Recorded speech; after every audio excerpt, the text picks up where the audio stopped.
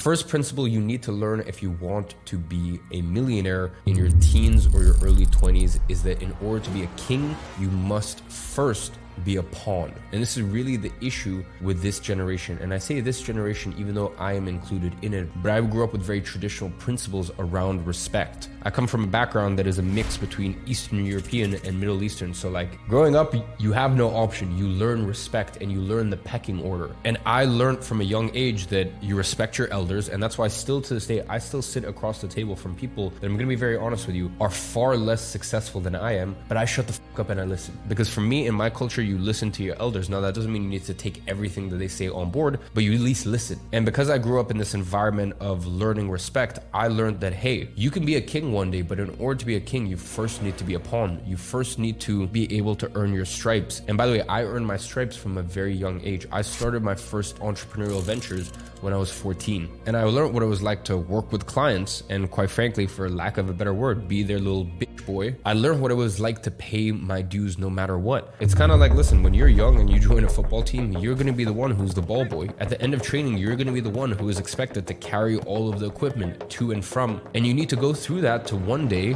become the captain. You don't just come in, especially as someone who is young, and become the captain all of a sudden. And that is the issue with today's social media bullshit society. They look at things and they look at people and they go, okay, I'm going to jump from here to here. And I deserve that for some reason. And I even get this to this day. People say, hey, man, why do you recommend business models that you used to do?